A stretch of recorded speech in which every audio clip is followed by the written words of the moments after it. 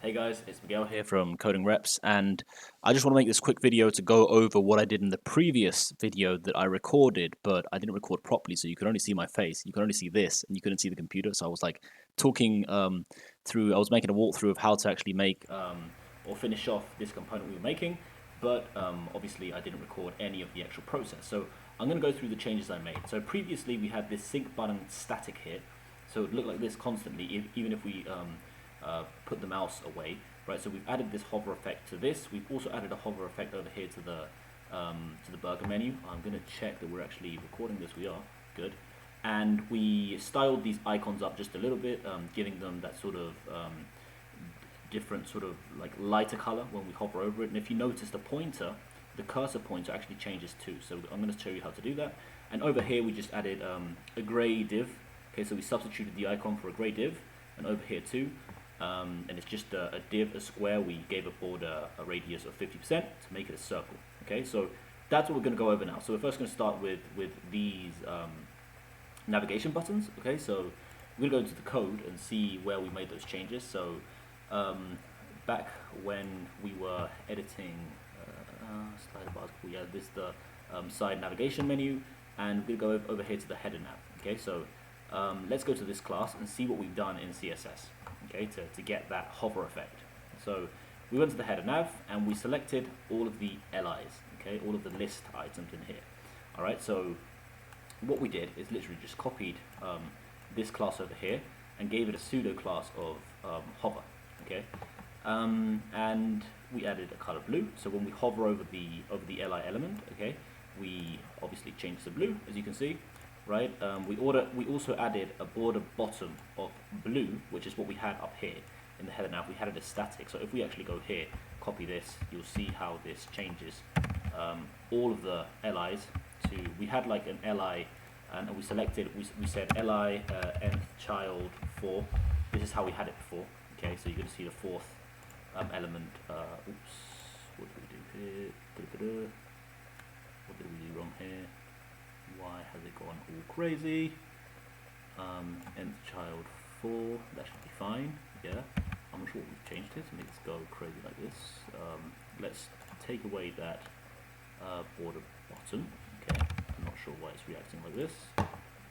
Okay, we've changed something significant. Let's just go back to see what we've changed, and that should be back to normal. Okay, let's check. Yep, everything's back to normal. Good. And let's just add this blue color here. All of the LIs will obviously change. Okay, as you see now we have like the border bottom for everything, and we're going to see if we can add that border bottom just to the fourth. So we're going to say child 4, which I think is what we had before previously, and I'm not sure why it's acting up like this. It's okay, no problem. Maybe we should say UL nth child. No, okay. It doesn't want to work, so we're going to leave it as such.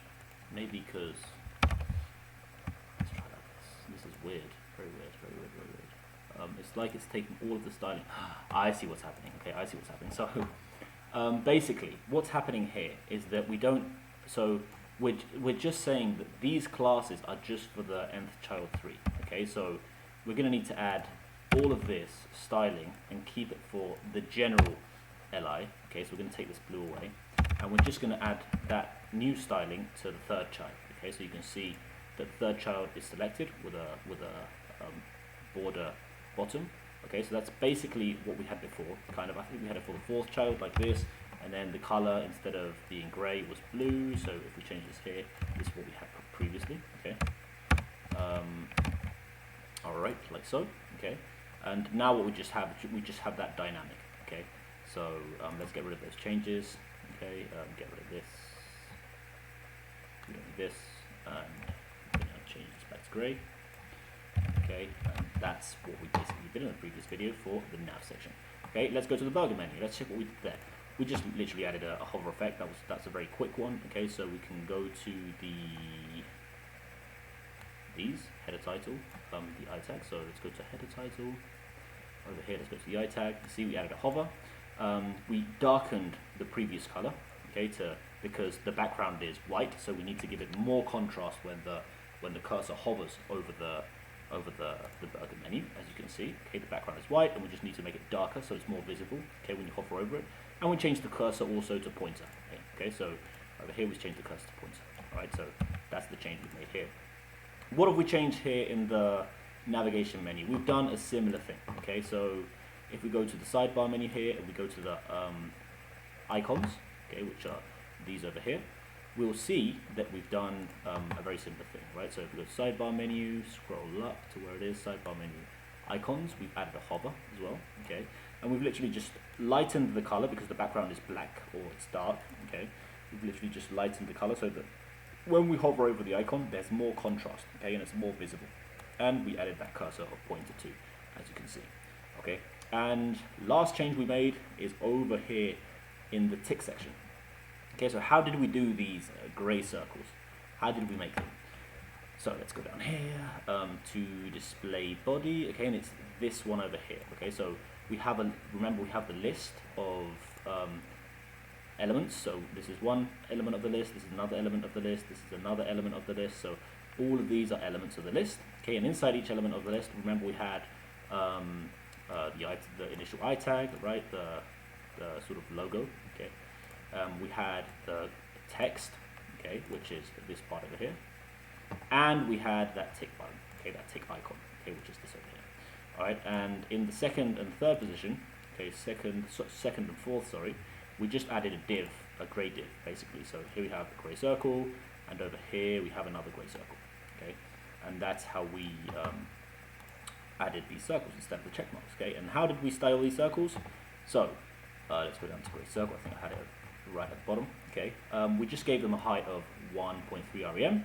Okay, we then gave them a border radius of 50 to make them actually circles, because a div is a square. If you give it a height and a width, it's a square. We gave it a background color of gray, obviously, so that we can show something. All right, oh, it's kind of a grayish, light grayish. Okay, I just picked that color. Okay, you can scroll this up and down wherever you want. Okay, but I just picked this color here. Right, and gave it a margin left to push it all the way. I'm actually going to delete these two, okay, to show you what happens if we don't give it this margin.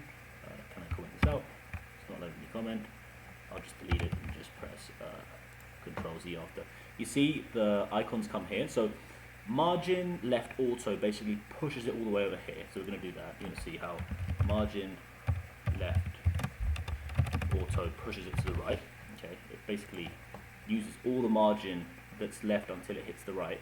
And with margin right 0.4, we just pushed it in a little bit so it's centered with this tick, basically. So we said margin right, and we said 0.4 again, which is 4 pixels. Okay, like so. And it just pushed it in to the middle of this tick, we could say. Okay, you can play around with that number to get it super centered, but if you notice, it's quite responsive. So because we did the CSS properly, it's responsive by nature. Okay, and yeah, this looks good. Okay, we might need to make a few tweaks for a smaller screen. So if we go to inspect element, I think it's F12 on Windows. Yep, yes it is. Okay, if we go to the mobile view and we make it really small, we'll see how it's not responsive for really small screens. So we'll have to add a media query there, but I mean, it's really responsive for even tiny screens. Okay, maybe this button gets a bit squished up. Okay, so we can maybe add a position absolute, or we can definitely work around that and maybe give a bit more margin here, or maybe make this text area a bit slimmer, give it less width. Okay, but I mean, it's quite responsive, and that's really all we would have to deal with there. Okay, obviously the navigation as well. This navigation text becomes quite stuck together. Okay, so we can definitely do something there too. Yeah, but I mean, the objective wasn't to give it responsiveness, but as you can see, the way we've made it has made it responsive by nature, right? Even for tablet views. Okay, we'd have to do something in mobile, but I mean, it's pretty good. Yeah, as I say, the objective wasn't responsive. We can add the media queries or anything of the sort. So yeah, I mean, we've done the CSS well. So we have a decent result also for responsiveness, even though it wasn't the initial objective.